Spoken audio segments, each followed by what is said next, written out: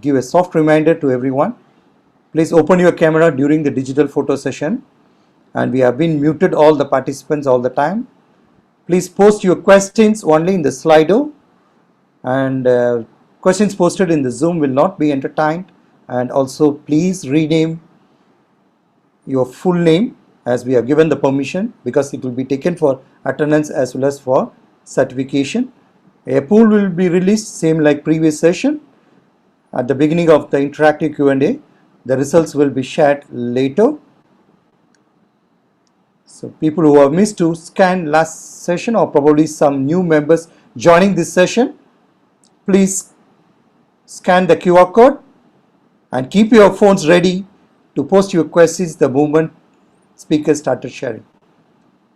So without further ado, let me introduce the moderator for this session 9, Rural Tourism, Dr. Thanam Subramaniam, who is an senior lecturer with the School of Hospitality, Tourism and Events of Taylor's University, Malaysia. And she is also actively participating in the Pathai events, taking care of the student chapters in Taylor's. She is also an active researcher and also working with different projects on the rural tourism. So without further ado, let me pass the screen to Dr. Thanam.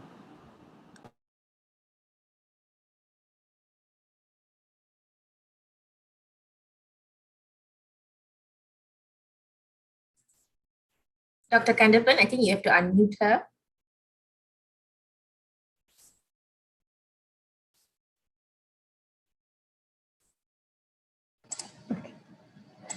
Thank you, Dr. Kandapan. Okay, thank you, everyone. Okay, very good evening to dear panel speakers and audience. Welcome back to our summer school program. I am Dr. Thanam Subramaniam, the moderator of today's session. It is a great pleasure to have you all again at this evening to the wonderful sharing session focusing on rural tourism.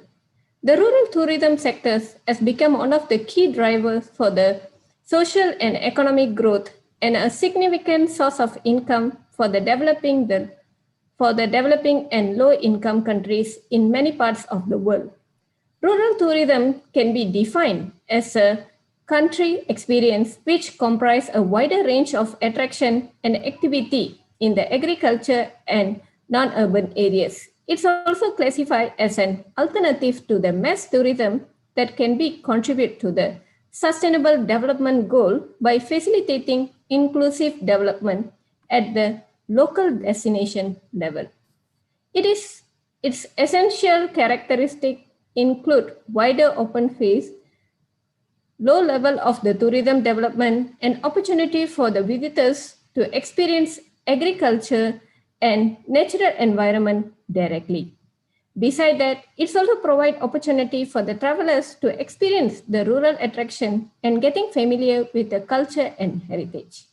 It also stimulates the rural economy through job creation, farm support, nature and landscape conservation, rural supplies and services, rural arts and crafts, and enrichment of local heritage.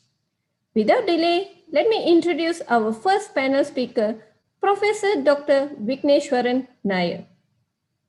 Professor Dr. Vikneswaran Nair is currently the Dean of Graduate Studies and Research and Professor in the Sustainable Tourism at the University of the Bahamas. Prior to joining University of Bahamas in August 2017, he was at Taylor University, Malaysia for 19 years as a full professor of sustainable tourism at the School of Hospitality, Tourism and Culinary Arts. Program leader for the Responsible Rural Tourism Network, research fellow of the Center for Research and Innovation in Tourism, CRiT, and the founding director of the Center for Research and Development at the university. A consultant with the many national and international projects, Professor Dr. Vikneswaran Nair's exceptional research achievement with more than 350 publications to his credit have earned him many international and national awards. He completed his first consultancy work in the Bahamas when he led the project in writing the country report for the Bahamas for the UNDP's Sustainable Development Goal in 2017. Currently, he is working on the numerous consultancy projects in the Bahamas with Tourism Development Corporation and the development of environmental planning and protection. His research specialization is sustainable and responsible tourism, rural tourism, ecotourism management, environmental management, community-based tourism, and green tourism. Now, I would like to welcome Professor Dr. Vikneswaran Nair to deliver a speech. Prof, the floor is yours. Thank you. Thank you, Dr. Tanam, for the kind introduction. Also like to thank to CRiT and Taylor's University for having me in the session today. So allow me to share my screen. Before I start, just to let you know that I am speaking today not from the Bahamas. So in fact, I am in Malaysia. I just got here a few days ago, and I'm currently in quarantine in one of the hotels here. So as a result, the bandwidth is a bit low in the hotel. So I'm trying to ensure that the presentation can run smooth. So what I'm going to do is, just to avoid a problem in my presentation, I'm going to just shut my video as I run the slides so that you do not have any issue with my presentation. Okay, let me go on full slide. Okay, so I hope you are able to see my screen. All right.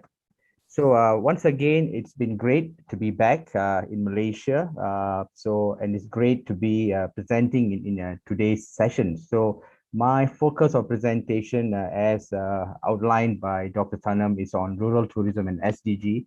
So both myself and the next speaker, Dr. Puvan, will actually discuss this. So I'm going to give you some fundamentals and also how this has been done in many parts of the world, and focusing a bit more on the Bahamas. And then Dr. Puvan will actually focus a bit more on a specific form of tourism, indigenous tourism, and how it relates to this whole concept of rural tourism and SDG. Post-COVID-19, rural tourism is progressively viewed as a solution, increasing the economic viability of marginalized areas, stimulating social regeneration, and improving the living conditions of rural communities. And this is certainly in line with the global 2030 SDG target. Hence, responsible rural tourism can lead the world to move closer towards achieving this target. So in my presentation today, I will outline the fundamentals of responsible rural tourism and the role it plays in achieving the SDG target as the world tries to come out of the pandemic. I will then end with some of the approaches that I have been involved in the Bahamas to promote rural tourism and aligning them with the SDG. I would also like to urge you, if you get a chance to read or get access to my latest book that you see on the screen here, that has dealt with some of the issues that is discussed in this summer school. So the link is there, but I'll be happy to actually provide this whole slide at the end of the presentation, because there's a lot of information in this slide, and I'm going to be skimming through quickly, and I hope you're able to get access to this slide. The importance of rural tourism post-COVID-19 was highlighted during the recent World Tourism Day in September 2020. This shows how important is this form of tourism for the world to move closer in achieving the 2030 SDG target. Defining rural tourism may seem obvious as tourism that takes place in the countryside. Nonetheless, this definition does not include the complexity of the activities and the different forms and meanings developed in different countries. So rural tourism in general, as outlined in the slide here, can be defined as tourism product that gives to visitors a personalized contact, a taste of physical and human environment of countryside, and as far as possible, allow them to participate in the activities, traditions, and lifestyles of local people. The meaning and context of rurality differs from one country to another. It very much depending on the economic development phase of the nation, developed countries versus developing countries. The way how you portray or look at rural tourism may be different. Okay, the word rural has either a favorable or positive connotation, or unfavorable or negative connotation, depending on the economic development that you come from. In short, rural tourism gives the visitors a personalized contact, a taste of physical and human environment of countryside, and as far as possible, allow them to participate in the activities, traditions, and lifestyles of the local people. And today, if you see the changes that's happening around the world because of COVID-19, we need to also provide a safer environment for tourists to explore during the current pandemic. Rural destinations require primary attractive tourism products that will attract the visitors to brave the hardship to reach the destination, supported by good accessibility. If you do not have these three circles that you see on the screen here, you will not attract tourists to go through hardship to come to the rural destination. So this diagram shows the importance of the three products supporting rural tourism: the core primary product, the ancillary or secondary product, and the augmented or tertiary product. All these three products that you see on the screen here is key before a rural tourism destination can be successful. Pre-COVID, Asia is regarded as the fastest growing area for international and domestic tourism in the world today, and projected for the next 20 years. Post-COVID, we are still exploring, so we are not sure what is going to happen. We are still waiting for the new norm. I mean, we keep using the word post-COVID, but we have not gone to post-COVID yet. We are still at the COVID period. The many interfaces of the Asian cultural and natural heritage with tourism, while taking into consideration the realities of the current political and economic realities, will make the tourism setting in Asia different. Hence, the rural tourism sector has become a key driver for social and economic growth, and a major source of income for developing and low-income economies. Rural tourism is progressively viewed as a solution to increasing the economic viability of marginalized areas, stimulating social regeneration, and improving the living condition of rural communities. So responsible rural tourism is certainly the way forward for many developing and low-income economies post-COVID-19. So when you talk about responsible rural tourism, this concept focuses on tourism operations that are managed in a sustainable way, okay, that it can continue to deliver the benefits for years to come for the community. So typically in any rural tourism destination, you will have the following characteristic: located in remote areas, small scale enterprise, wide open spaces, closely associated with nature, heritage, traditional societies and practices. In addition, rural tourism destinations essentially have distinct characteristics. Okay, some of them include low levels of tourism development and opportunities for visitors to directly experience the local economy, which is mainly agriculture or focus on natural environment or non-urban setting. 5 core dimensions of rurality that has emerged from many past research on rural tourism destinations definitions in the developed and developing economies include the location characteristic, the purpose of visit, the attraction and activities that you carry out in this rural destination, the sustainability of it, and also who are the stakeholders that are involved. So when you try to relate this to an SDG now, the link between sustainable development and rural tourism is viewed through three intersecting concepts of sustainable development, rural development, and tourism development.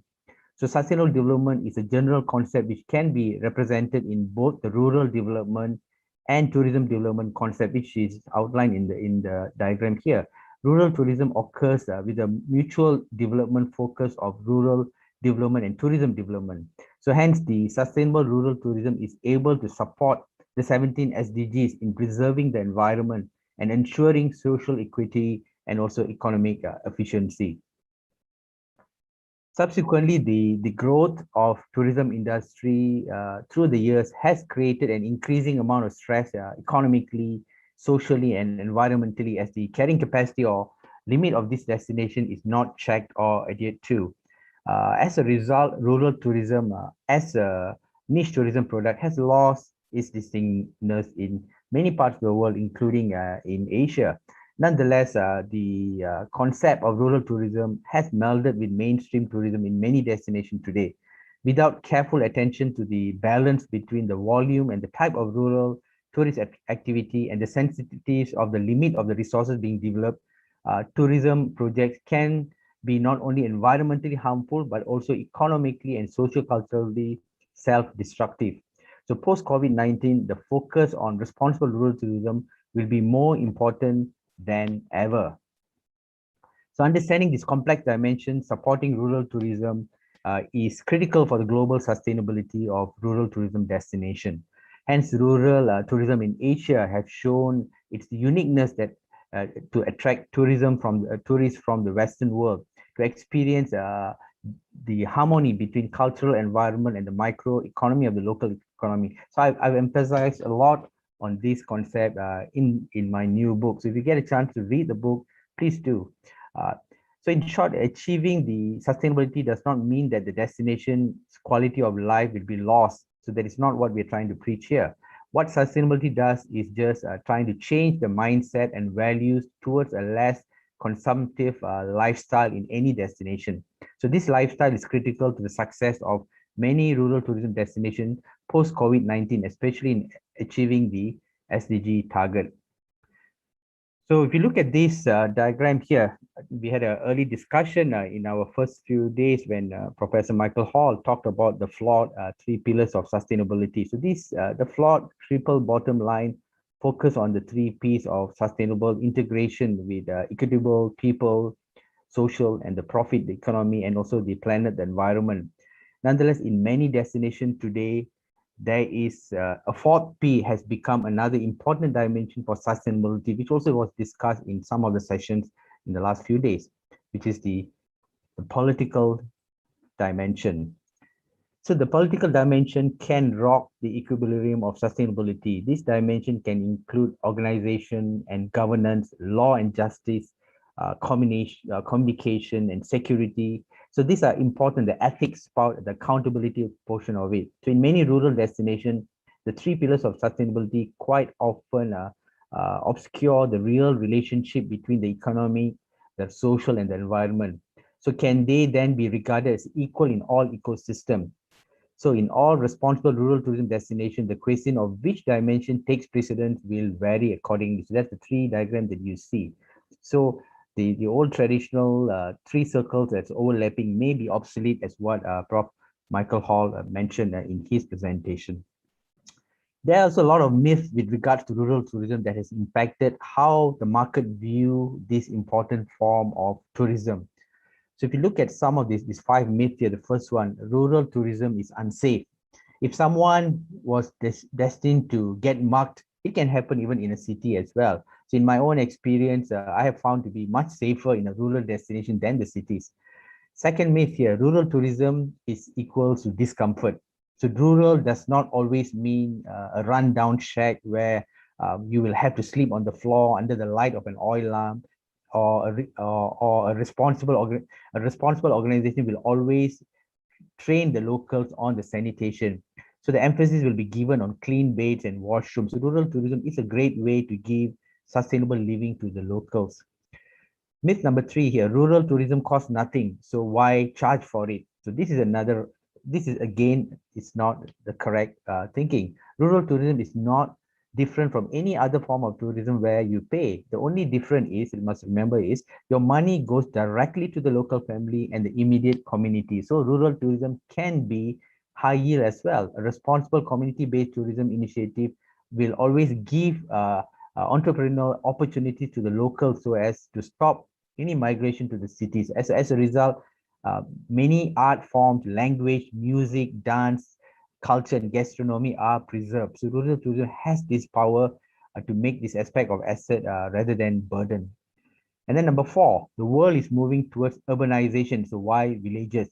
We are not against urbanization. It is just that we see the impact of it in the form of competition, which leads to increasing crime, struggle for limited resources, and degrading level of cleanliness, and the impact on health and stress, especially when you talk about the cities.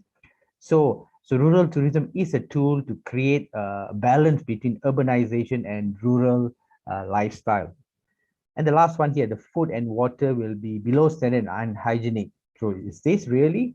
These days, we are putting water purifiers in our homes in the city and depending on mineral water because our rivers are too dirty to supply the clean drinking water. Fruits and vegetables supplied in market are rubbed with oil to make them shine and injected with artificial colors to make them look beautiful.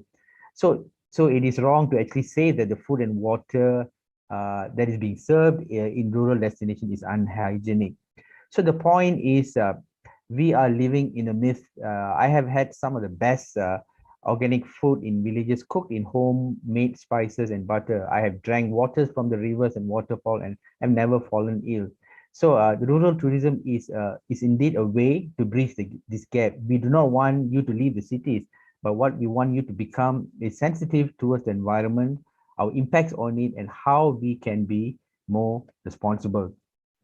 The tourism in general and rural tourism in particular has the potential to contribute directly or indirectly to all of the goals.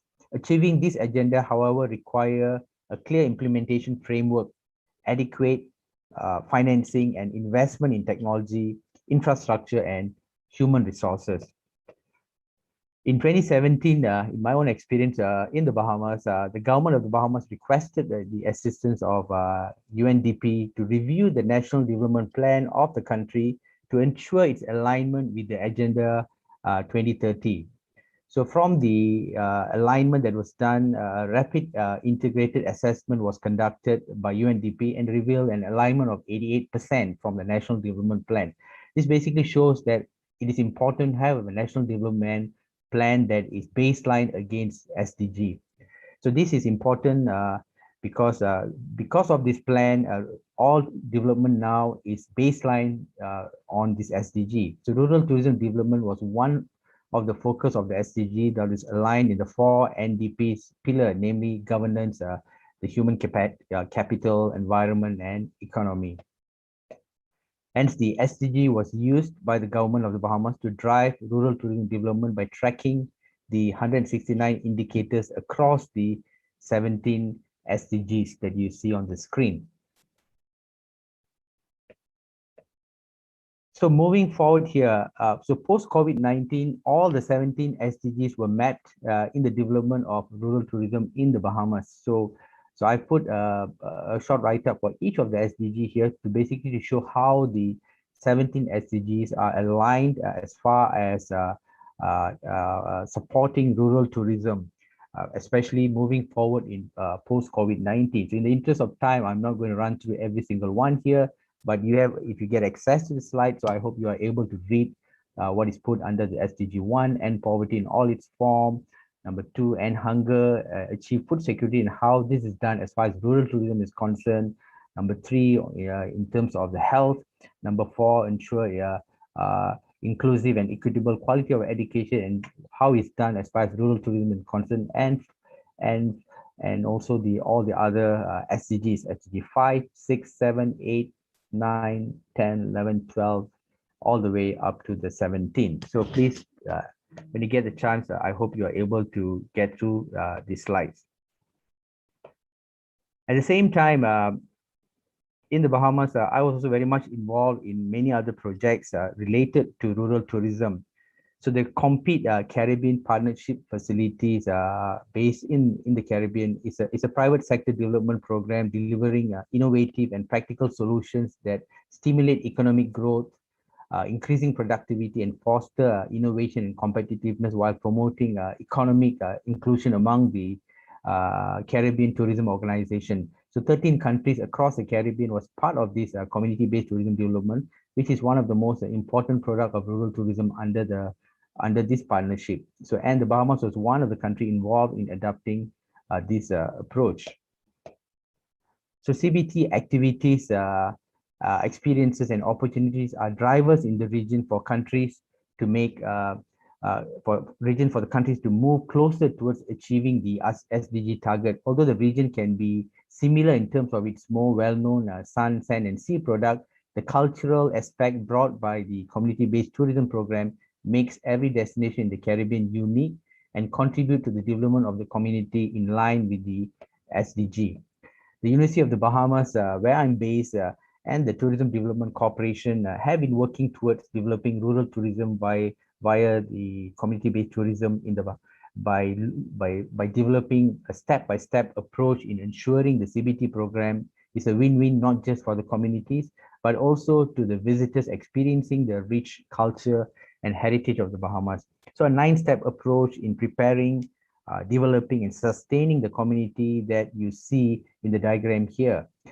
This can be easily adapted in many destinations across the globe. These steps are not cast in stone. You can modify it to suit the development stage of your destination. Through the Complete Caribbean project, a CBT toolkit was developed to promote business improvement and enhance business profitability. So this toolkit provides 5 tools required for community tourism development: enterprise development, product development, and market development. So hence the main niche market that will be the focus of the Bahamas include rural tourism, indigenous tourism, culture and heritage tourism, and agro-tourism.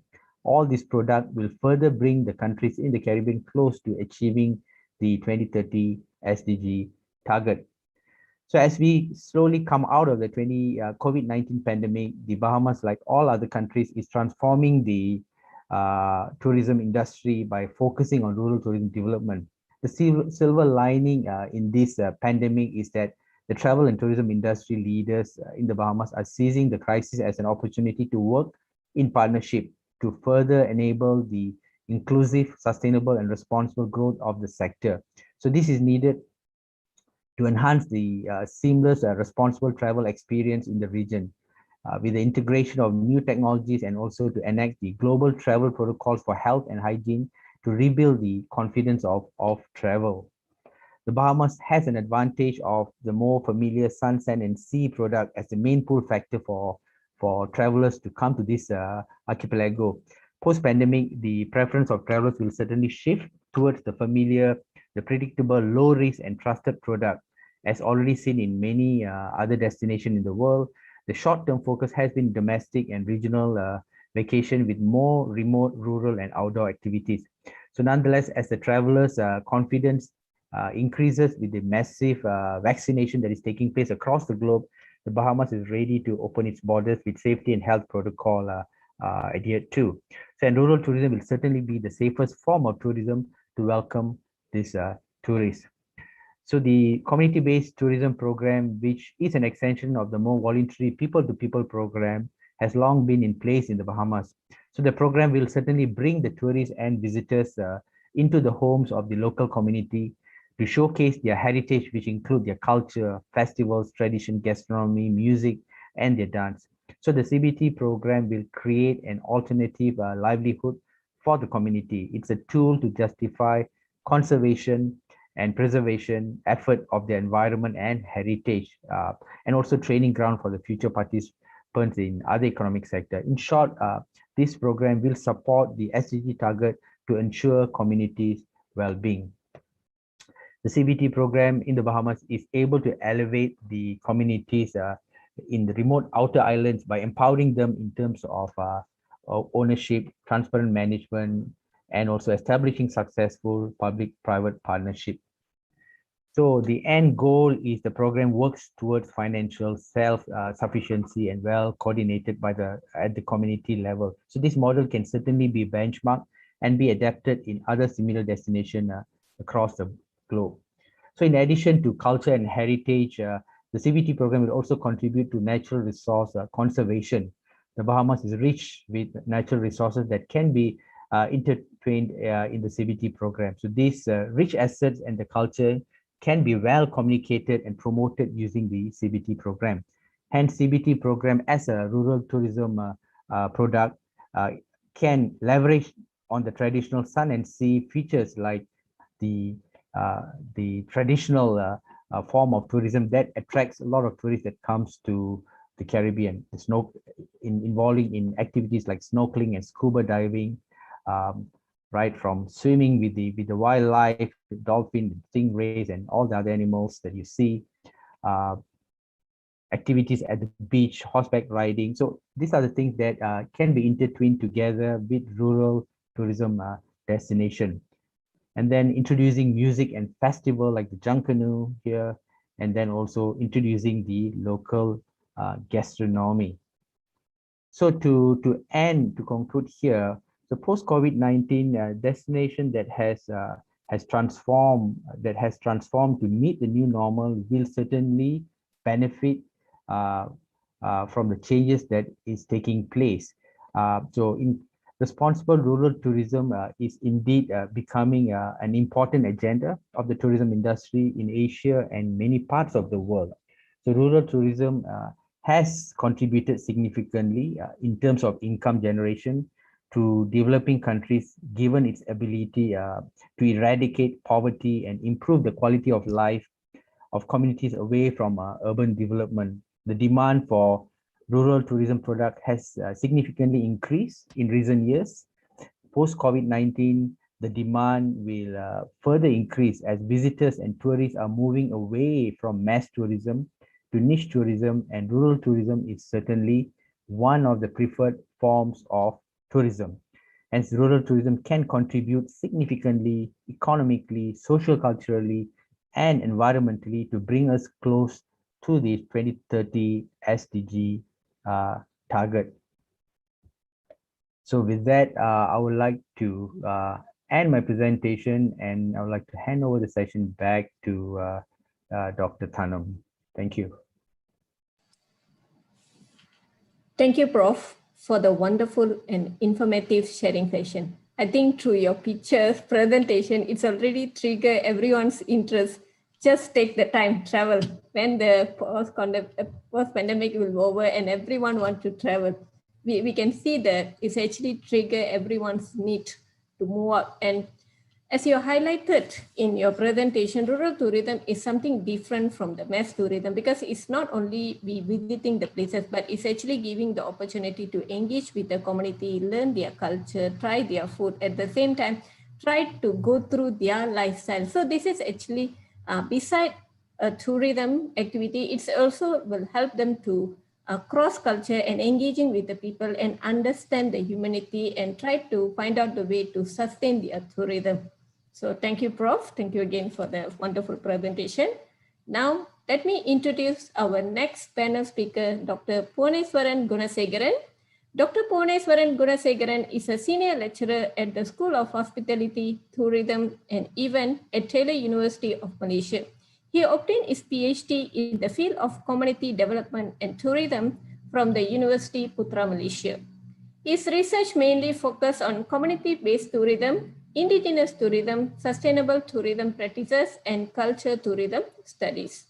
He has delivered keynote speeches in the various countries, including China and India, on the contemporary issues of sustainable tourism.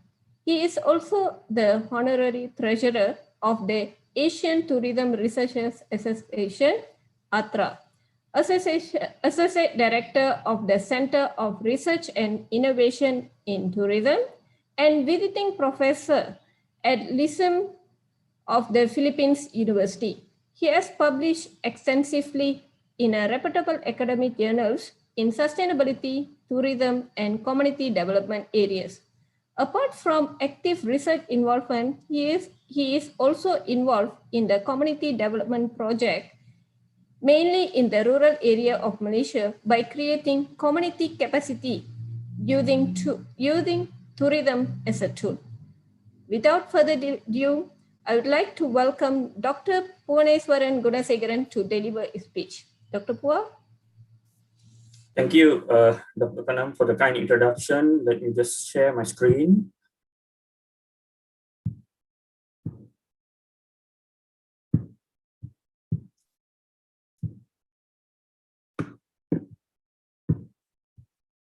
Okay, I hope my screen is visible. And hi, welcome everyone all around the world.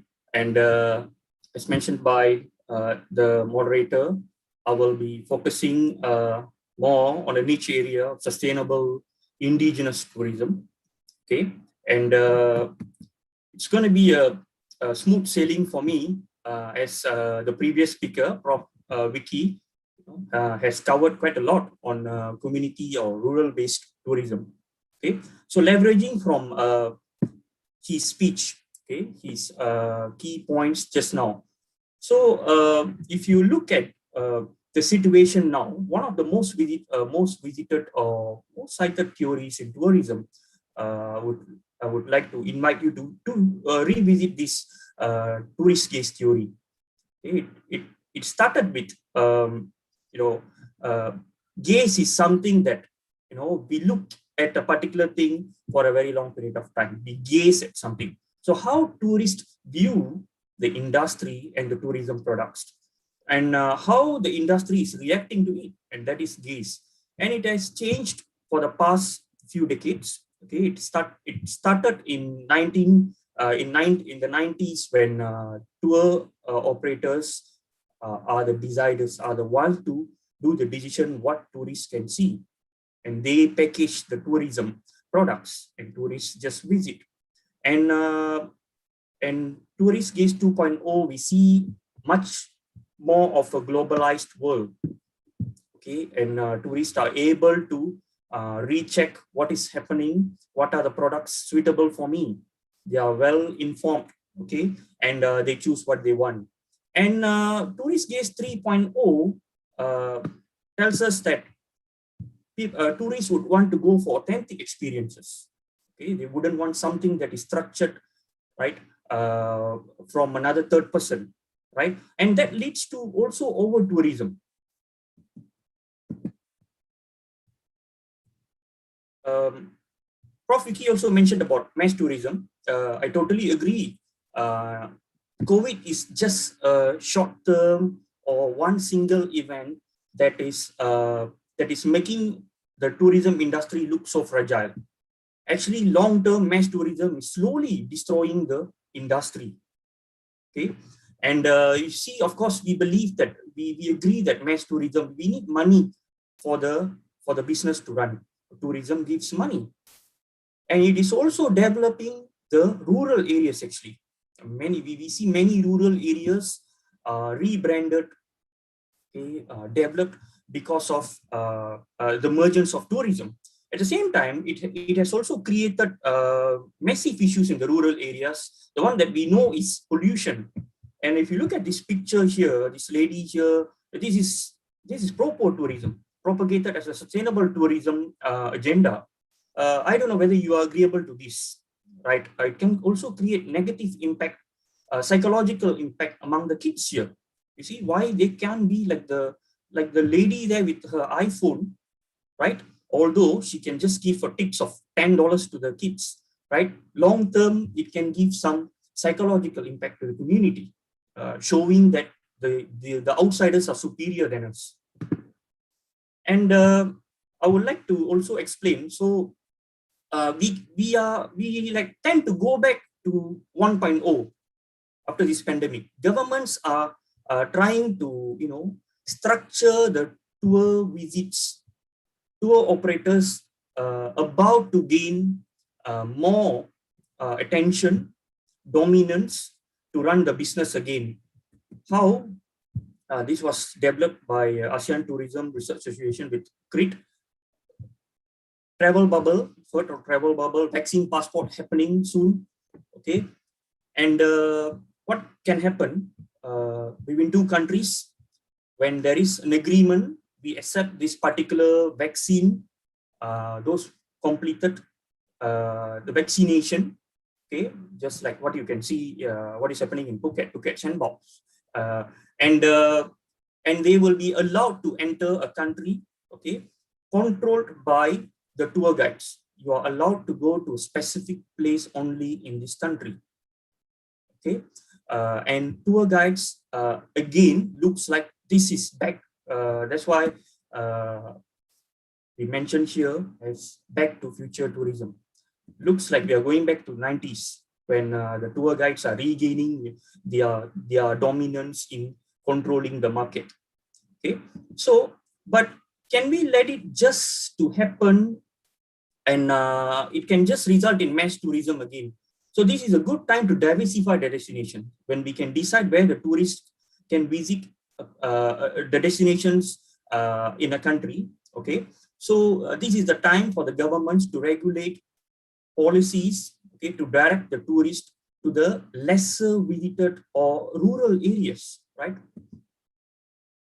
Now, one of the product that we can focus is indigenous tourism. It's a very much niche area, not a famous area. Okay, what is indigenous tourism? Okay, indigenous tourism, an activity in which indigenous people are directly involved, okay, through control or having their culture controlled as a form of attraction.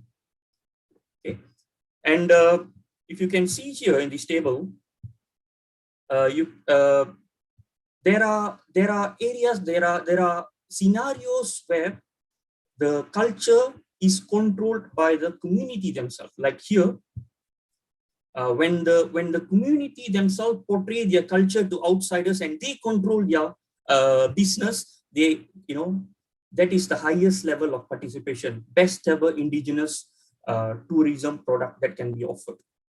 Like for an example, Maoris, right? They control their business and they portray their culture. Okay, and there is also low degree of control of their business, but indigenous team is present. Okay, outsiders control the business. Outsiders go to a particular rural area, they sell the cultural product of the particular community. And this is the worst case here, non-indigenous tourism. Outsiders control the business and culture is not highlighted. The indigenous people involved in some other form of tourism activities in the rural area. And this is diversified indigenous scenario. Okay, the community is controlling the business, but they don't actually sell their culture. Okay, I can show you some examples. Okay, the key here is participation of the local communities. Okay, up to what level they involve in offering tourism, okay, in running the business themselves. Okay, I will relate this to sustainability. Why participation is important. Okay, if you look at this Einstein ladder of participation, one of the well-established model in community development studies, there are various levels of participation. Sometimes you participate. For an example, you can be here to listen to this particular talk, but your immersion level is very low. You are just there listening, okay. But for some people, okay, the immersion level is very high. Due to various reasons, it might be a topic of their interest, right? So when we combine this ladder of participation with the model that I showed you just now, the 4 scenarios of indigenous culture, you can map various indigenous communities in the world. The most desired one is, of course, Maoris, right? They sell culture, they control their business. Okay, they do the marketing, they do the budgeting, right? They do the sales, they do the tour guiding. Okay, full control, desired. Okay, and the others, okay, the Red Indians, okay, Mohegan Sun, I will show you in a while in the next slide. Okay, they do tourism, they do their business, they control. However, whether they are selling their own culture, that is questionable. Okay, and we have the communities, indigenous communities from Laos. Okay, they are involved in tourism. Outsiders do tourism business for them, but they are involved in eco-tourism, not indigenous tourism. As I mentioned, if you think that indigenous people are, indigenous people, so what? There are also, success stories. This is in Connecticut, US. Their annual turnover is about 1 billion USD, okay, owned by indigenous people. Indigenous casino, started off with indigenous casino. And of course, as I mentioned, why I tend to rank them one level lower than the Maoris is just that the presence of their indigenous team is missing here, although they control the business. Okay, I've been talking about indigenous people, and I'm sure you've been hearing about Aborigine. So who are these? What is Aborigine and what is native? Some people are talking about native people, right? So the word indigenous is the most generally used word, officially announced by UN in 2002 in its political declaration of World Summit on Sustainable Development. Okay, whether the indigenous people accept this particular word, definitely no, right? They are always happy with their own specific tribal name that is with them forever. Okay, for example, the Adivasis of India, this is from China, Zhuang Hui, and the Uyghurs. Okay, in Indonesia, Masyarakat Adat, Australia, the Australian Aborigines, the Torres Strait people, Orang Asli in Malaysia, there are 18 subgroups of Orang Aslis. First Nation, this is in Canada, First Nation Aborigine people, for your information, Australia, Canada, New Zealand are the dominant nations when you talk about Indigenous tourism studies or Indigenous people rights, education, anything to do with Indigenous people, right? Native Americans in the US, Native Indian, Maoris in New Zealand, and in Europe, okay, Sami Inuits are there, Brazilian Amazon areas, Tikuna people, the Ainus of Japan, and the Zulu people of South Africa, and many more. Karen community of Thailand, there are many more, right? And see, this is it is something contemporary, new, right? After so many years of, you know, argument, so many years of exploration through Larakia Declaration. This is in Australia. Okay, World Indigenous Tourism Alliance was formed together with PATA's Pacific Asia Tourism Association. Okay, it was announced that World Indigenous Tourism Alliance is formed. Okay, and I would like to highlight the key terms here. Okay, as I mentioned earlier, outsiders usually hijack the business in the rural areas.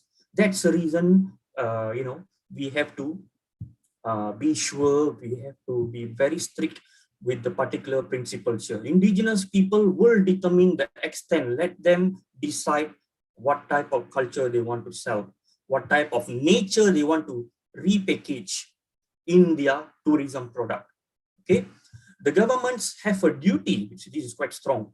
Government, you have a duty to consult us, accommodate indigenous people before undertaking decision. I will show you various examples from my own research and past studies saying that indigenous people are definitely neglected. Tourism related studies are definitely neglected in terms of developmental projects. The tourism industry will respect indigenous intellectual property rights, culture. So outsiders have to respect, have to believe, respect, and before their involvement in partnership with the indigenous people to sell tourism. And of course, there are not many studies or statistics to show overall worldwide indigenous tourism business employability.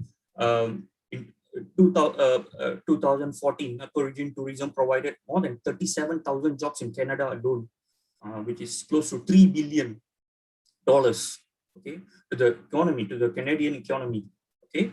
And it is also highlighted, okay, one of the dominant tourism authority, to understand the industry, learn about cultural tourists, and develop product carefully. The earlier slide, this is the request from more than 170 indigenous associations under UNWTO to the world. And this is a request by the government to the people. Okay, you have to understand industry. Okay, this is a request to the indigenous people. Ensure experiences that are culturally authentic. As I mentioned from the tourist gaze theory, tourists would want to see something authentic. They don't want staged. Okay, so is the community ready to offer something authentic? Involve communities, culture keepers, elders. They have the stories, they have the heritage with them. Involve them in the business. Practice environmental sustainability. I think we don't have to teach indigenous people to practice environmental sustainability. They are well versed. Okay, prepare Aboriginal cultural tourism business plan. Meet visitors' expectation. This is something that is lacking from the indigenous tourism supply side. Okay, they are eager to share their culture, whether in terms of the hospitality or standardization of their hospitality, food, okay, performances is questionable. Okay, ensure effective web social media presence. They are a little bit, in the competition of the mass tourism industry. Okay, they need to catch up. Okay, build personal support network. So what is the role of UNWTO? Okay, if you see one of the recently released report, okay, UNWTO Inclusive Recovery Guide, specifically for indigenous communities, they tend to slowly understand what actually indigenous tourism is and what the indigenous people are, requesting. Transition from assisting towards enabling. You don't assist us anymore. Okay, you enable us. Okay, sometimes you might hear this from your kids. How long you want to stop me from doing this? Let me do this thing myself. I can do this. Trust me that, right? So trust them. Let them do the business. Let them run the business. Let them learn. Let them, make some errors. This is the main agenda. Okay, strengthening skills and building capacities. Community capacity building must be there. Okay, digital literacy is very much important, especially now, right? Acknowledging the relevance of indigenous people and their culture. Okay, this is the acknowledgement of the local authorities, right? UNWTO or international bodies can say anything, but the local authorities, if they still control the indigenous communities, it's going to be a bit difficult. And who is interested in indigenous tourism? If you just do a simple check in Google Trend, as I mentioned, the countries with most of the indigenous communities are there. For your information, these are the countries with many indigenous people are there. I would just like to throw a question here. If you can just answer in the Zoom, which country has got the most indigenous people in the world? You can just type. I can just tell you the answer later, right? Which particular country in the world? Okay. And what are the activities can be done at indigenous tourism areas? Culture, heritage, traditional dance, food. Okay, you might be thinking, hey, well, I'm not so interested in this. You see, there are always customers for every product, right? It is a very niche area. I just showed you the amount of income generated for Canadian economy from indigenous tourism. So our focus always, okay, if rural tourism, okay, ecotourism is dominant. Okay, there is also indigenous tourism, unpolished diamonds. This is an unpolished diamond, right? So it can be propagated. Okay, it can be repackaged. Of course, indigenous tourism, it is a bit difficult to survive alone. Repackaging it with other forms of rural tourism can make the business to flourish. Okay, this is Malaysia. This is in Semporna, Sabah. Okay, and also Semporna, Sabah, near to very close to Philippines. This is not in Amazon. Okay, this is also in Malaysia. Royal Belum. Okay, and let's revisit some studies done in indigenous tourism. If you look at Web of Science for the past 5 years, there are only about 120 studies done in this area, and they are scattered. If you can see, there's no specific pattern. It is highlighted in many past studies. Many prominent scholars mentioned that the studies of indigenous tourism are in the form of dissertation or government policy papers. So where are the studies focused? Okay. Many people tend to define the concept itself. This shows that this particular area is at a very infancy stage or very new area. When people talk about impacts of tourism, many studies are on cultural indigenous tourism. Okay.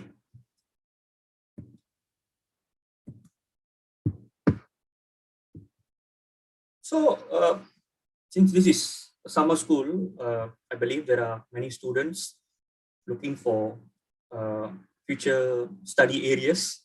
If you're interested, I'm doing a little bit of marketing here to, if you want to focus in indigenous tourism, impact of COVID-19 on indigenous tourism resilience, strategies of indigenous tourism recovery plan, co-management approach towards sustainable indigenous tourism, indigenous people empowerment and sustainable tourism. You see, there's a very strong relationship of empowering people and attaining sustainable tourism. Okay? You don't immerse in something, you don't get sustainability. Very simple. Community capacity building can also lead to sustainability. There are many factors to be explored. Okay? These factors are explored in general terms, maybe in rural tourism areas, but specifically in indigenous tourism, more studies needed. And I'm a bit interested in this actually. I think there was also a debate in the first day of our summer school by Prof. Michael Hall and Prof. Noel Scott, and they mentioned that SDG will fail, right? I don't know. What is your perception? Okay, I'm kind of agreeable also to that.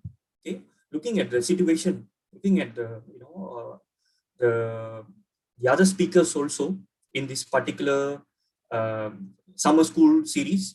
Okay, many goals are related to people now. If you look at the chronological events of sustainable development, starting from Brundtland 1987, it started with only 3 pillars: economic, social, cultural, and environment, with a focus of environment. Okay, the Europeans went against the Western paradigm. They brought in the green paradigm, right? Saying that you are destroying the world, right? Go back, check back your environmental sustainability. So environment, okay, Dr. Geo Brundtland brought in the case and well accepted, okay, and we had the 3 pillars established in 1987. Slowly, we had the 8 goals in Millennium Development Goal 2000. That was a 15 years plan. Then 2015, we had these 17 goals up to 2030. I believe we are focusing on the goals more. We want to attain the goals, right? We are seeing it as a race to attain. But sustainability is a process, right? Sustainability is a process. Can you attain sustainability, right? So more goals focused on people, that's a good thing rather than, initially it was environment, right? But if you see from community perspective, from rural tourism or indigenous people perspective, they are also against their view is against the sustainable development goal, right? It is fully, even the previous speaker mentioned, it is controlled by the politics. So this model of alternative development model by Professor Alberto Gomez, he's well known in the research world of indigenous studies. He studies on the Adivasis in India, Orang Aslis in Malaysia, Aborigines of Australia and Canada. Okay, he viewed sustainability from an ecological perspective, argued that the mainstream development policies suggested by the governments are obsessed with financial growth and greater market integration. And alternative development, native here, must be replaced to protect the people, to protect the goals from the people, from the politicians, right? So from the agenda setters, right? So there is equality. I don't know how many of you encounter indigenous people you talk to them, they see everyone as equal, right? And they see an outsider, they show peace, right? They show peace. Okay, if you bring food before you see them, they tend to share the food with everybody, right? You bring some fruits, okay, visit them. They don't keep the fruits for their family alone. They share with their neighbors, and they will also share with you. Come, let's eat together, right? And then sustainability. Sustainability from indigenous point of view is environmental sustainability. So when you achieve this, you achieve stability, right? And money is not everything. I will show you why in a while. So you see, I think I asked just now, can we attain sustainable tourism development? Please self-reflect after looking into these two models. Number one, socio-cultural it's constrained by environment. This is okay, environment, but economy. Money is controlling, right? This is what we desire, right?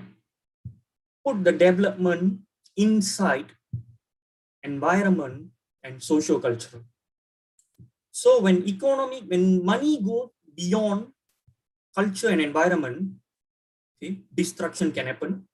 Okay, we see from the speakers themselves saying that sustainability is a threat because of this. And there is also cultural commodification. What is cultural commodification? Right? You make culture as a business. You see these two pictures, 1 and 2 here. This is from my own research, my experience. This one is staged. Picture number 1 is staged. Okay. The community was told, you do your dance, we invite tourists, we invite media, you stage your dance. There's no authenticity here, right? This is same time in the same village. This is highly authentic. When they invite the spirits, this is their ancestral day. This is in Malaysia, Mahmeri community. So I went to these both places this particular day. Guess what? I was hospitalized after that. I was kind of possessed. I was in the hospital for a few days. So why? You have to go back to the Laraka Declaration. You are a tourist, don't cross the border. There are places you can visit, there are places you don't visit. You don't enter their border, you don't enter the territory. So this is the biggest conflict. What tourists can see, what tourists can visit. There are many cases tourists also go missing when they go to the rural area. There are many cases indigenous people know where they went. So it's against the scientific world, right? It's against the scientific belief, right? What are you talking? What type of myth are you talking about, right? So if you can do some reading on indigenous tourism, you can get the answers. So sustainable tourism, indigenous community development, what can we learn from the goals, from the selected goals? Many goals are relevant to, I think Prof. Vicky highlighted almost all goals, all 17 goals we can relate to the communities. So what is important, what we can learn, empower communities, give them the key, give them the license, okay, to learn, to unlearn, learn, relearn, right? Provide opportunities to them, grassroots involvement. It's not just pumping in money to the community and run the business. And very important here, this is the most important point. We should treat the indigenous rural communities as subjects and not objects. Right? They are not living in zoo, right? They are also human beings, right? They have strong culture, right? We go there not to see them, not to take a picture to feed our Insta. No, you can do that, but treat them as subjects and not objects. And some of the main findings, I'm towards the end, from the research and also from past studies. You see, a very important point here. culture is beyond money, right? So that's the reason we have to revisit our sustainable goals or sustainable development agenda, right? For rural community, for indigenous community, yes, income is not consistent, right? I always thought if I can quit this job and go to work in, okay, this guy is he is a woodcarver, this guy, right? I won't quit. If I don't get any profit, I will still do tourism. My ancestor came into my dream and advised me not to leave tourism. They believe in, dreams. Ancestors come into a dream. He asked me to keep on carving to preserve our culture. So I will never leave this job. I will bring this culture to the next generation. COVID won't stop this guy, right? There's no money. I will still be in tourism because I like to show outsiders my culture, right? This is genuine, right? And another controversy, spoon feeding, too much of things given to indigenous people. There are 2 tourist interpretation centers in this village. We don't use these facilities. We did not ask the government for this. We asked something else. This is a common problem if you read indigenous tourism related studies. Governments tend to give, and they give more, and they give things that the community wouldn't want. That's the big problem. So when you give something that they don't want, how can you expect participation and how can you expect sustainability? Just that the funding is approved for a particular community, okay? We will set up digital tourism lab in this village. Come on, who's going to use that, right? They don't even know, they don't even have capacity to use that, right? Just that, okay, it's in the national policy. It's in UNWTO policy. You have to do this, right? So that's the reason equal representation in the decision-making, empowerment is needed, right? We are always invited for opinion in tourism development plans. When we see the final plan, none of our ideas considered. This is a common issue also, okay? Which can stop sustainability to happen, sustainable development to happen, right? Genuine participation, rather than blaming the authorities. Indigenous people also must take some ownership. We have strong culture and good environmental knowledge. Not all the members of the community would want to involve in tourism. Not everybody is interested to do tourism. Okay? And lastly, we have indigenous tour packages. It was prepared by an outsiders. He promotes this village. He brings in the tourist. We are very grateful that we are still getting the tourist market because of the outsider. We will be asked to perform whenever there is a tour group from abroad. However, we only get paid a bit from our dance performance. We can get paid directly from the tourist. We can earn better. What is the gap here? The community has got the culture, ability, but they don't have capacity. And how can we expect sustainable tourism to happen? So with that, I think so many questions I've raised. So in the end, I think we can self-reflect whether sustainability is attainable with all sort of restrictions and policies which are not people-oriented. On paper, yes, but in reality, it is questionable. Okay, with that, I would like to end my my speech, and over to you, Dr. Kana. Yeah, thank you, Dr. Pua, for the wonderful sharing as well, and especially about the indigenous people. So this is actually giving a great opportunity for the people to view the indigenous people from the different perspectives. I totally agree that most of the tourists actually seeing the indigenous tourists as an object compared to the subject. That's why you can see whenever there is any development, any achievement by the indigenous people, people will seeing it as a one of the wonder of the world. And it's great to see that how the indigenous people actually can come out with a casino in a various country. So it's not only limited to the one country, it is happened everywhere. So it is a time for us to be more responsible to these indigenous tourists and try to help them, to empower them rather than assisting them or being a middleman to just grabbing the profit from them. Okay, thank you so much again. So before proceeding the Q&A session, I would like to invite the audience to complete the poll in the Zoom, and the result will be shared after the summary. Okay, here's the poll. You can provide your feedback now. Okay, while the audience are busy providing their answer for the polling, let's start our Q&A section. We have several questions for both our panel speaker. So I start with Prof. Vicky first. Prof, how can we perceive the local wisdom while attracting more tourists? Well, so if we see, when you talk about rural tourism destination, the local knowledge is key.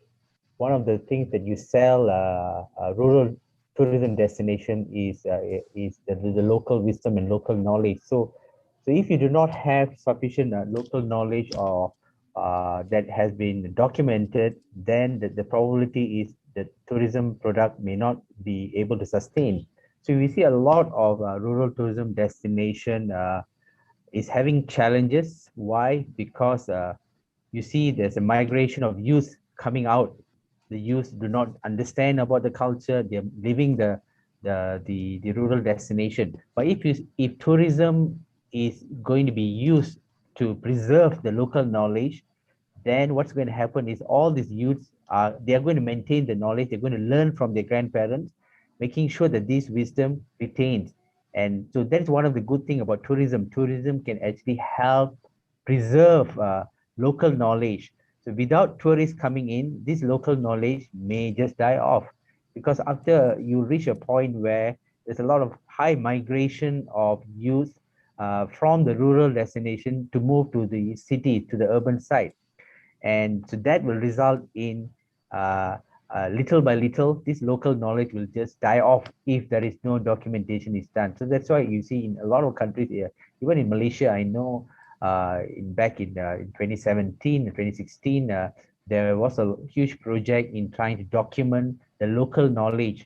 So there's a huge project in getting, we had a public university that's gone into in trying to document the knowledge from the indigenous community in Sabah and Sarawak. So this is key, because we find more and more of this rural destination is having a challenge, because when more tourists is going there, the probability is that the youth are going to leave. So it is very key for local knowledge and local wisdom to be documented in order to attract tourists to this place. At the same time, it works both ways, because tourists are coming, you are going to preserve this knowledge. Thank you, Prof. So I hope that it's giving a clear idea how this local wisdom can be maintained by continuously attracting the visitors. Okay. Second question, Prof. Can the rural tourism have a positive impact on increasing hotel rooms occupancy in the midst of the pandemic and post-pandemic? If yes, how is it? Yes, certainly, because if you see, because of the current state of the pandemic, if once you start opening the doors, opening the borders, once tourists is able to travel, the first place that they're going to go is they're going to be moving away from the crowded city. They want to go to destination that is not crowded. They're going to go to some rural destination. So as I've presented in the diagram in my presentation, for a rural tourism destination to work, there are three products that is needed. Okay, the primary, the secondary, and the tertiary product. The main primary product is the main attraction of why tourists going to a rural destination. It can be because of the culture, it can be because of the environment. And the second, the secondary product is what kind of support system that you have, the hotels, the restaurants. So if the rural destination, if you see the projection that is done by UNWTO to say the rural destination is going to do well post-COVID, because more people are going to go to destination that is much safer in terms of not many people. So they find it much safer to be in rural destination. So all the hotels and restaurants and other stakeholders that are supporting this rural destination will do well.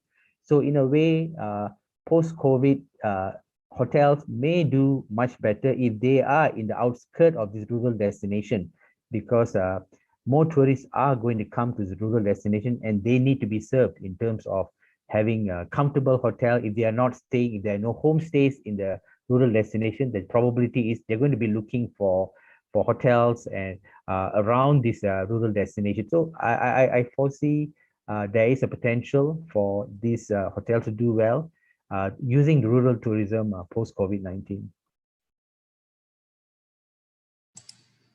Thank you, Prof. So there is another question also on how do you think the residents cluster based on their geographical location and attitude toward the tourism development? Is it fair enough? Can you repeat again the question? Okay. How do you think the residents cluster based on their geographical location and attitude toward tourism development? Is that fair enough? Well, I mean, it's quite common that if you look at any selection of tourists that is selecting destinations based on certain geography and based on the needs that they have for a particular tourist product. So if you have someone that is considering between rural versus urban, so it will differ from the kind of tourist, the type of product that these tourists actually want. So a lot of people basically look at rural tourism in a very negative lenses. Okay, so I did mention about the 5 myths earlier. So the connotation of rurality can be different when you are coming from a developed nation compared to the developing nation. If you see in a developed perspective, rurality can actually mean something positive. Okay, rurality can mean countryside, high yield. I want to be able to rough out in the nature and pay high amount of money. But if you look at in a developing nation, it's quite contradictory.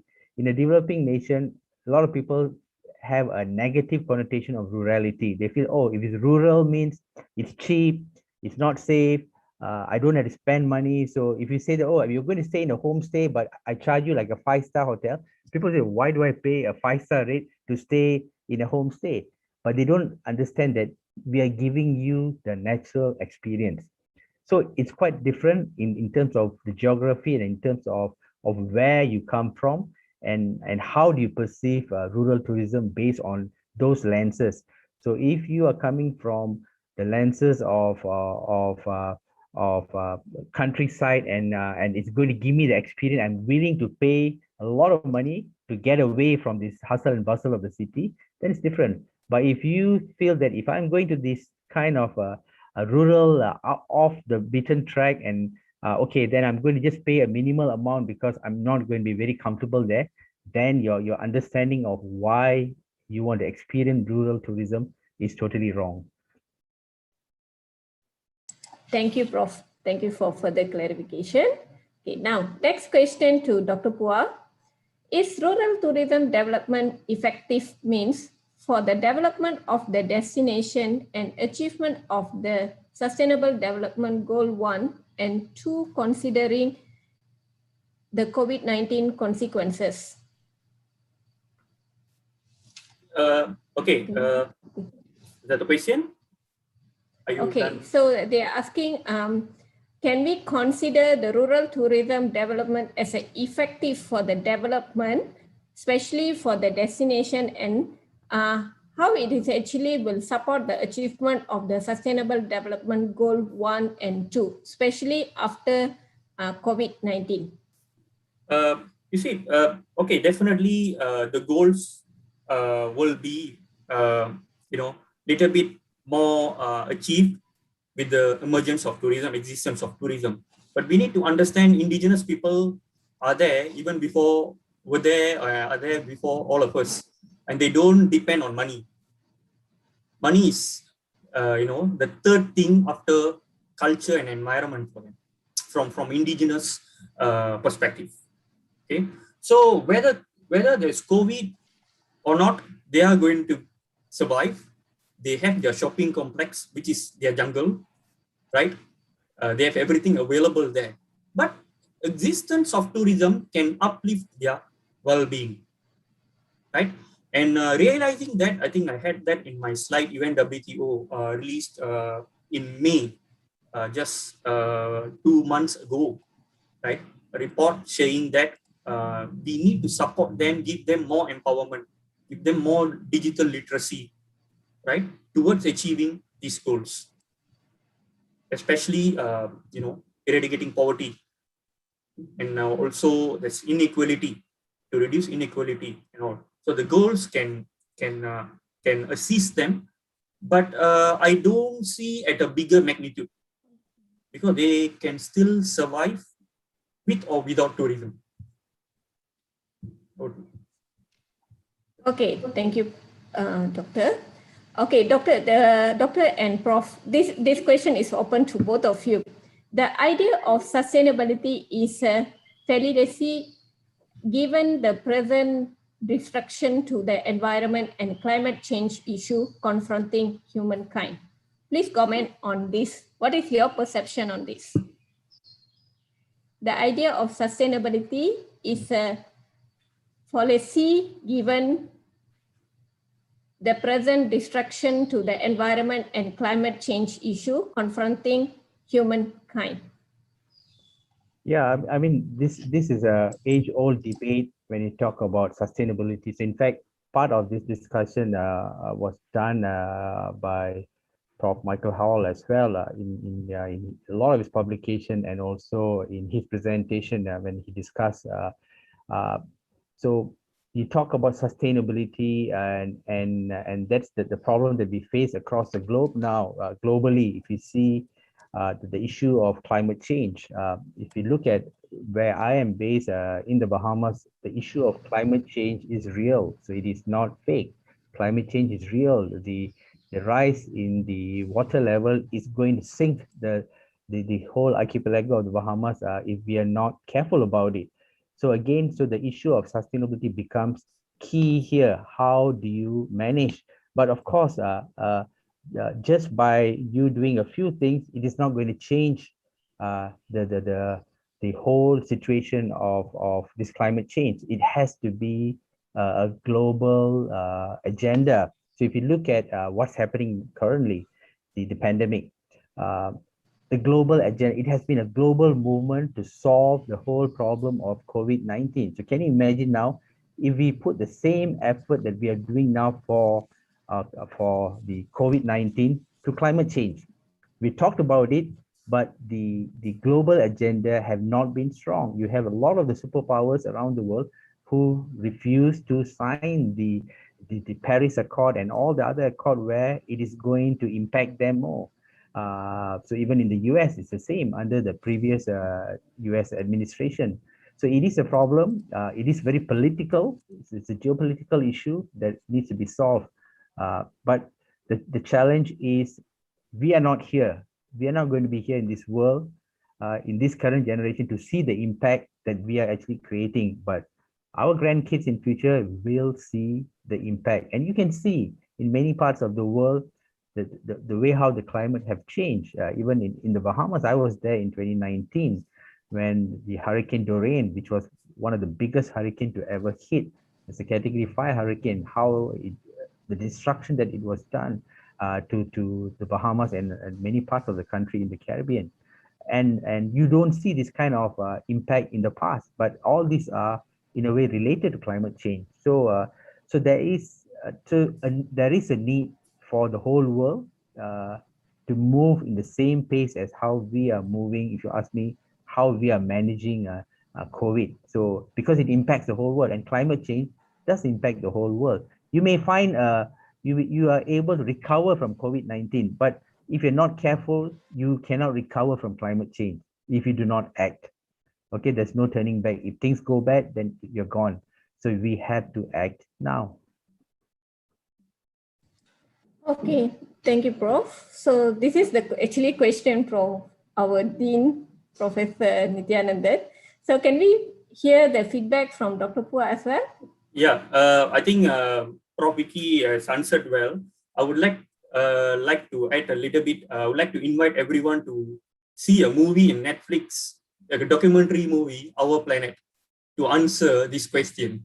It shows the relationship of climate change, the effect of climate change, the chain effect of climate change from one extreme of the world to the other side, from the bird migration in Peru to Serengeti to Asia and other parts of the world, wildlife, human being, the chain is there. It's not a single thing, right? It's a particular chain effect. So yeah, I think awareness is very important here. And don't forget the movie, Our Planet. Sure, Dr. Pua. I hope everyone will watch the movie. Okay, so due to time constraint, I just want to ask the final question.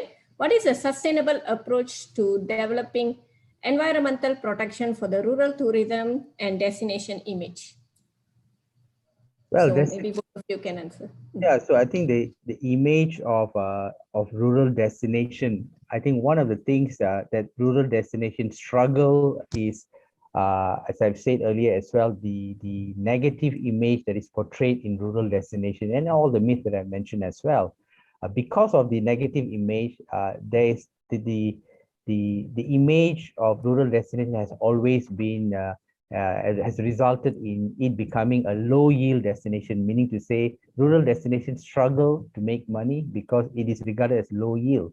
So there has to be a change in the way, the outlook of people. But and I foresee with COVID, with post-COVID, there's going to be a change. Maybe in the future, if you're going to the city, you're going to pay less, and if you go to the rural destination, you're going to pay more.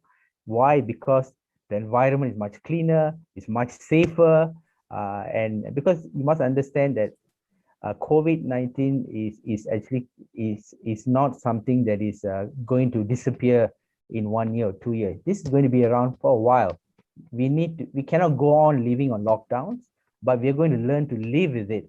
So meaning to say, you got to change the protocols, you got to change your norms, and rural destination is going to be going to a boom a period. So so a lot of destination is getting the rural destination worked out well and with the proper protocol, because the image is going to change, and with the change in the destination image of rural destination, you're going to get more tourists coming in who's going to be paying more to experience this safe area for them to spend their holidays with their family. So I see a change that is coming for the better for rural destinations.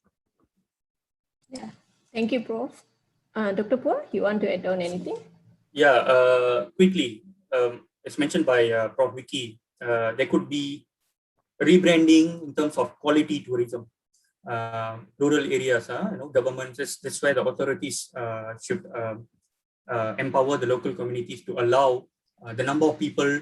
There are some islands are already operating in this, using this strategy. Only a few, only a selected number of people you need to book in advance. We have technology now, right? We can control the carrying capacity issue here. With that, I think we can control the destruction as well, right? Yes, Bhutan, even Malaysia is Prof. It's at Sipadan and all. So there's rebranding can happen, but I would like to say that this is not the first time. COVID-19 is not the first time. History has taught us that there are many things happened in the past. Ebola, SARS, World War I, World War II, so many things. And we managed to go through all this, and tourism is still running, right? But the landscape, the perspective, the industry can change or have to change.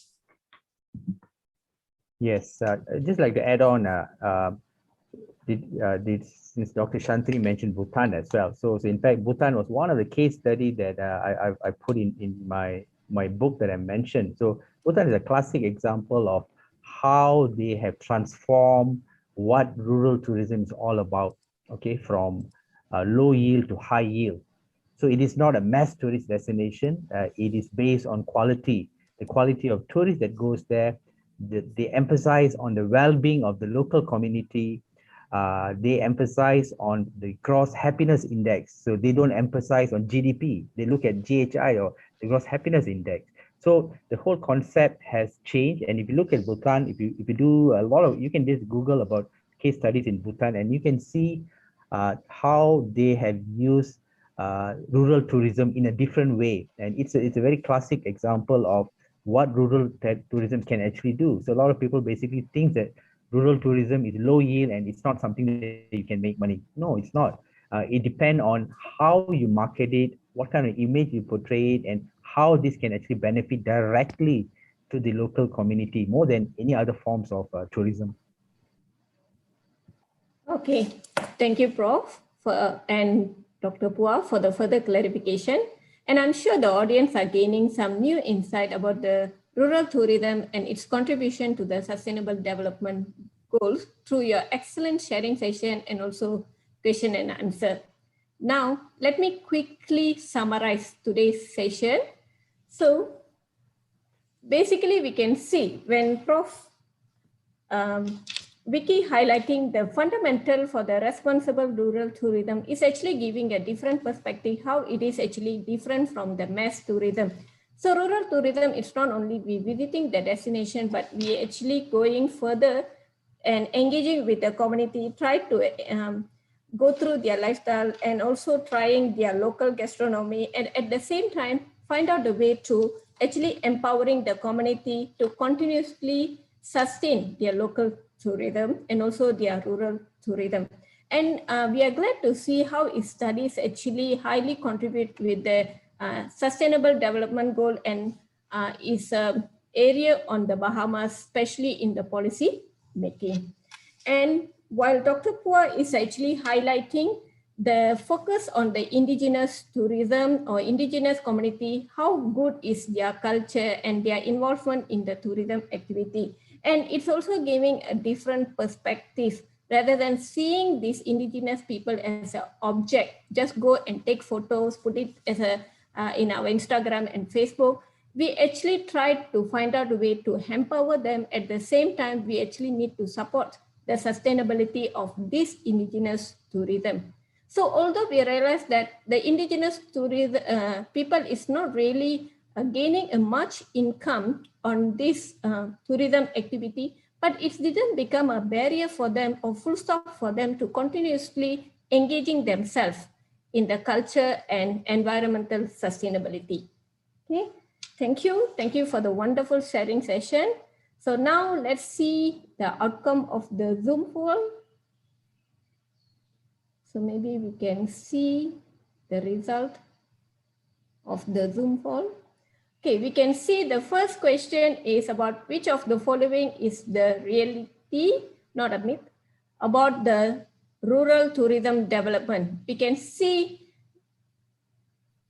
38% is actually answering the world is moving toward the urbanization. So this is where we realize that, yes, everyone is focusing on the development, urbanization compared to focusing on the rural and also indigenous tourism.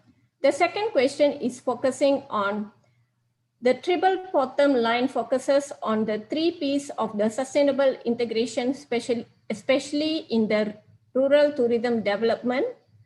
Nonetheless, in the many destinations, a 4th P has become a most important dimension for the sustainability, especially during and post-C, so post-COVID-19 pandemic. Okay, so what are the 4th P? It is actually politic. Yes, correct. So here we can see 37 of them are actually highlighting politic as a 4th P.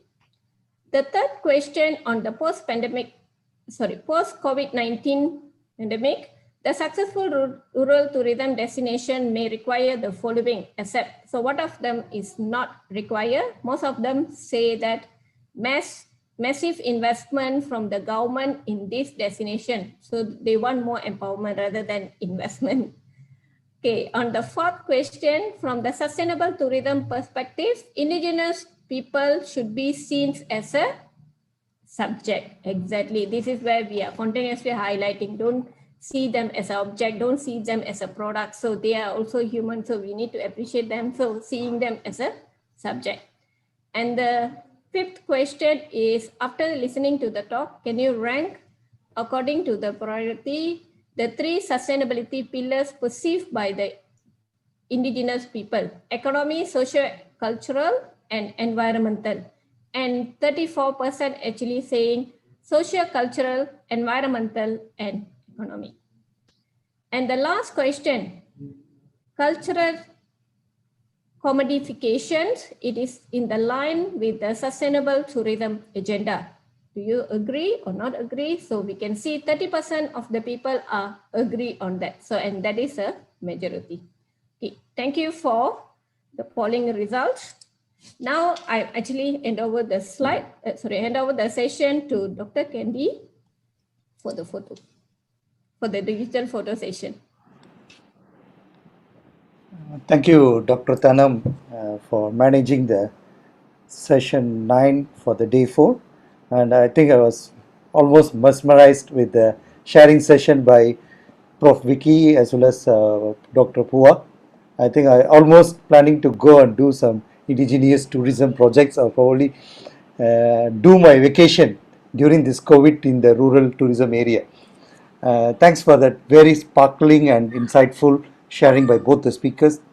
And yeah, I think now we will move on to the next part of our thing, which is the usual thing which we are doing. We are already on day 4. Our regular participants already know what to do. But still, for the new people, we request the participants to do one word feedback for this session to create a word cloud. This is a QR code for the participants to scan using your smartphones to post only one word. In one word, what was your takeaway or feedback from this great session? So we will share the result in a short while. When you are posting the feedback, probably I will move on to the next session. That means next part of our section is a digital photo. I kindly request our another moderator who is also taking the role of the facilitator, Ms. Daya, who is also helping Dr. Tanam by monitoring the Slido and filtering the questions, relevant questions, and compiling it and sending to her to make the interactive Q&A more smoothly. Thank you, Ms. Daya, for that. And can I request you to take the digital photo, Ms. Daya? Okay, sure. All right, so I will count 1, 2, 3, and then you can give me your best smile since we have quite a lot of numbers. So please bear with me. All right, so 1, 2, 3, smile. One moment.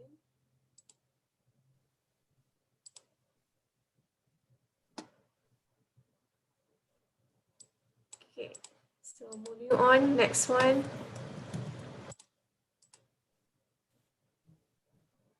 One, 2, 3, smile.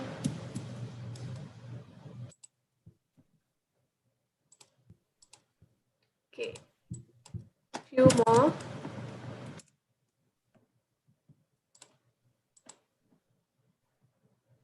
Ready? 1, 2, 3, smile.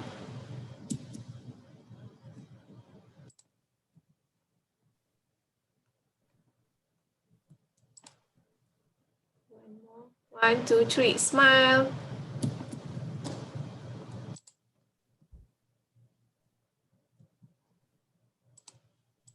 Okay, one last.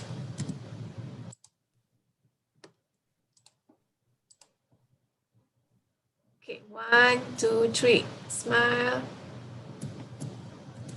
Okay, I think that's it. Thank you. Thank you, Ms. Daya, for your great support. And Prof. Vicky and Dr. Pua, are you excited to see our feedback? Yes. Yes. Okay. Oh, wow. This already we crossed 100. That's a very interesting. And people who have still haven't done, you can scan the code on the left hand side. It won't take more than 5 seconds. Please take that 5 second and post the feedbacks. Wow, very interesting. The bigger bubble still is aligned to the topic rural tourism, sustainability, rural development, and insightful indigenous. I think Dr. Puva shared a lot of his personal experience with the pictures, and the rural tourism is keep popping up, bubbling up, because Prof. Vicky also shared his global experience. I think everything, I think the whole word cloud, the bubbles looks all positive, especially that is a good sign to end the day 4 in a more fruitful way. People who have not posted still can continue posting. I think we got a good number. With respect to the time, I think we are slightly late. So let me go to the last slide for today. Okay, we have almost come to the end of the day 4. I think it is not so easy. We from the CRiT, from the Taylor's University, Malaysia. Once again, we would like to thank all the participants who have been here today and being very engaged, posting your questions, liking others' questions, and also putting your one-word feedback, which is all highly appreciated. And thanks once again to the speakers of the day 4 from the morning session as well as the second session. There are both 2 sessions, and the moderators and the organizing committee, the students, and also the leadership team of the faculty as well as the school, and also the collaborators, Taylor's University School of Hospitality, Tourism and Events, ATRA, and UNWTO being the collaborators partner for this CRiT summer school. So we all come to the end now. Thank you so much once again. Now it's a time for you to prepare your dinners, or probably have a healthy dinner or breakfast, or probably it can be lunch for someone. And don't forget, tomorrow is another one more exciting day. Stay tuned, stay safe, and join us tomorrow. Thank you so much. Thank you, Prof. Vicky and Dr. Puva. Sorry, tomorrow we have 2 exciting sessions. The topics are tourism and social justice by Dr. Priya and Dr. Eman, which was moderated by Dr. Mayuk Devan and Ms. Sumita from our side from the Taylor's University School of Hospitality, Tourism and Events. And the last session, I think we have to end everything with a peace. That's why we kept the tourism and peace as the last session. So we have 3 exciting speakers, Dr. Hannah, Dr. Fabio, Dr. Omar, joining from different countries, moderated by Dr. Ellis and Ms. Kyria from School of Hospitality Tourism as well as School of Food Studies and Gastronomy of Taylor's University. Please stay tuned. We want to end the summer school tomorrow with more peace and more collaboration. Thank you so much, everyone. All right. Bye-bye. Thank you, Thank you, Prof. Vicky. Vicky. Thank you, Dr. Puva, Dr. Tam, Ms. Daya, and all. Thank you, and see you all.